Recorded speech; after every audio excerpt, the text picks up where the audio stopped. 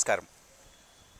Rainbow sky events media channel వారికి, అలాగే ఈ ఛానల్ని వీక్షిస్తున్న వారందరికీ కూడా సంపూర్ణంగా ఆ సరస్వతి కటాక్షం లభించాలని కోరుకుంటూ, ముందుగా ఇప్పుడు ఈ ఫిబ్రవరి 14వ తేదీ వసంత పంచమి, అంటే సరస్వతి మాత యొక్క పుట్టినరోజు.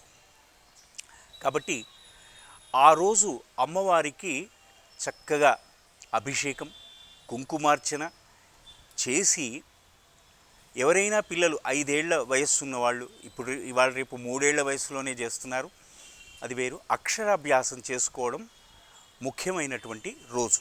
వసంత పంచమి అంత విశిష్టమైనటువంటి రోజు, చదువుల తల్లి సరస్వతి. అందుకే వ్యాస భగవానుడు ఎంతో తపస్సు చేసి గోదావరి గట్టున ఆయన తపస్సునంతా కూడా ఒక ఇసుకలో దారబోసినాడట. దారపోసి ఆ ఇసుక మరి ఆ తపస్సుతో శక్తివంతమైంది కదా, దాన్ని ఏం చేయాలి అనుకున్నాడు. అనుకొని స్ఫురణకు వచ్చింది, చక్కగా సరస్వతి మాత విగ్రహాన్ని ఆ ఇసుకతో చేశాడు. ఇసుక నిల్చుంటుందా? కానీ తపస్సు శక్తితో నిల్చుంటుంది. అందుకే అది వాసర అయ్యింది. మనం ఇప్పుడు బాసరా అని పిలుచుకుంటున్నాం.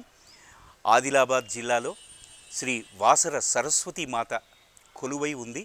వ్యాస భగవానుడిచే సృష్టించబడినటువంటి విగ్రహం కాబట్టి వాసవి. ఆమె వాసరగా మారింది. ఇప్పుడు అక్కడ ఆ గ్రామాన్ని వాసర అంటారు. అక్కడ ఎన్నో అక్షరాభ్యాసాలు ప్రతిరోజు అవుతుంటాయి. సరస్వతి అంటే ఎవరు? అక్షర రూపిణి, అక్షరం. ఆమె యొక్క కటాక్షం మన యందు ఉంటే ఇక తిరుగులేదు అని చెప్పడంలో అతిశయోక్తి లేదు. అక్షరాభ్యాసానికి ప్రాధాన్యత సంతరించుకున్నటువంటి రోజు ఈ వసంత పంచమి రోజు. అక్షరం అంటే నాశనం కానటువంటిది. ఇక అది ఎంత పంచితే అంత వృద్ధి చెందుతుంది. అందుకే నీకు విద్య వచ్చునారా అని అంటే వచ్చు, మరి దాన్ని దానం చేయరా అంటారు పెద్దలు. విద్యను దాచుకోకూడదు. నీకు వచ్చినటువంటి విద్యని 10 మందికి పంచితే అది సమస్త విజయాన్ని చేకూర్చడంలో దోహదపడుతుంది. అందుకే శరదిందు సమాకారే పరబ్రహ్మస్వరూపిణి వాసరాపీఠ నిలయే సరస్వతి నమోస్తుతే.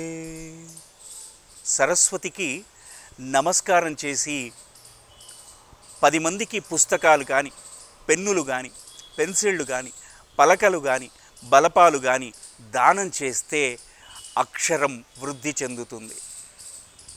ఇంకో విషయం, అయ్యో మా పిల్లవాడికి అక్షరం జ్ఞానం లేదండి, సరిగ్గా వాడికి చదువు అబ్బటం లేదు, ఏం చేయాలి? ఏమి చేయనక్కర్లే. తీసుకువెళ్ళి వాడిని ఒక 3 రోజులు వాసరలో ఉంచి అక్కడ మాధవ కర్రీ చేయించండి. అడుక్కు తినాలి. అక్కడ మాధవ కర్రీ అంటే భిక్షాటన చేయాలి. అక్కడ ఒక 9 మంది బ్రాహ్మల ఇళ్ళు ఉంటాయి లోపల. ఊళ్ళోకి వెళితే ఆ జోలె పట్టుకోవాలి. చక్కగా దీక్షతో ఆ 9 మంది ఇళ్ళు కూడా మధ్యాహ్నం 12 సమయంలో వెళితే వాళ్ళు అమ్మవారి నివేదన కోసమే వండి పక్కన పెడతారు. అది వాళ్ళ చేతికి వచ్చినంత ఆ జోలెలో వేస్తారు. అలా తీసుకువచ్చినటువంటి ఆ మాధవ కరిని అమ్మవారికి నివేదన చేసి అక్కడ ఉన్నటువంటి పుష్కరిణిలో కోనేట్లో కొంత వేసి ఆ ఉన్నటువంటి భాగాన్ని అలా 3 రోజులు ఎవరైతే తిని అక్కడ అనుష్ఠానం చేస్తారో వారికి అమ్మవారు తప్పకుండా జ్ఞానాన్ని ప్రసాదిస్తుంది, అక్షరాన్ని ఇస్తోంది. ఈ వసంత పంచమి నాడి నుండే మీరు మొదలు పెట్టండి. మీ పిల్లలు చదువులో కొంచెం హీనస్థితిగా ఉన్నారు, కొంచెం తక్కువ స్థాయిలో ఉన్నారు అనుకున్న వారంతా కూడా ఈ మాధవకరి చేయించండి వాసరలో. తప్పకుండా మీకు మీ పిల్లలకు అక్షర జ్ఞానం అబ్బుతుంది అని చెప్పడంలో ఏమాత్రం అతిశయోక్తి కాదు. సరస్వతీ నమస్తుభ్యం వరదే కామరూపిణి విద్యారంభం కరిష్యామి సిద్ధిర్భవతు మే సదా అని 12 ద్వాదశ నామాలు ఉంటాయి అమ్మవారికి. అది చదువుకుంటే పిల్లలంతా కూడా చాలా వృద్ధి చెందుతారు. ప్రథమం భారతీనామ, ద్వితీయం చ సరస్వతి, తృతీయం శారదాదేవి, చతుర్థం హంసవాహిని, పంచమం జగతీస్తాత, షష్టమం వాగీశ్వరీ తదా, సప్తమం కుముది ప్రోక్త, అష్టమం బ్రహ్మచారిణి, నవమం బుధమాత చ, దశమం వరదాయిని, ఏకాదశం చంద్రకాంతే, ద్వాదశం భువనేశ్వరీ తదా. ద్వాదశైతాని నామాని త్రిసంధ్యం యః పఠేత్ నరః, జిహ్వాగ్రే వసతే నిత్యం బ్రహ్మరూపా సరస్వతి. ఇలా ఎవరైతే అనుకుంటారో తప్పకుండా సరస్వతి కటాక్షం లభిస్తోందని చెప్పి అక్షరాభ్యాసం చేసేటప్పుడు ఏమి చెయ్యాలి అని అడుగుతారు చాలామంది.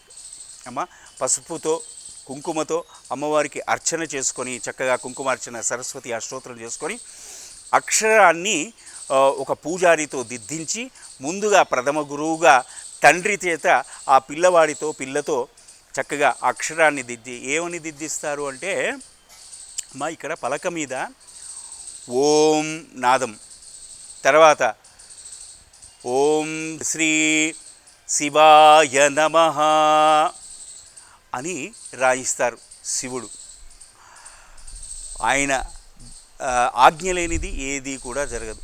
అందుకే ఈ అక్షరం ఎలా అంటే ఓం నం శివాయ నమః అని రాయించాలి.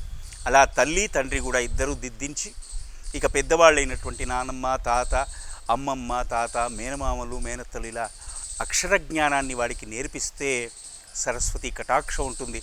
ఆనాటి రోజే అదే వయస్సులో ఉన్నటువంటి పిల్లలకి కనీసం ఒక 5 పలకలు పంచాలి, 5 బలపాలని పంచిస్తే వారికి చక్కగా అక్షరం అబ్బుతుంది, చదువు చేకూరుతుంది. ఆ అమ్మవారు సకల శుభాల్ని కూడా ఇస్తుందని చెప్పడంలో అతిశయోక్తి కాదు. నచ్చితే అందరికీ పంచండి ఈ విషయాన్ని.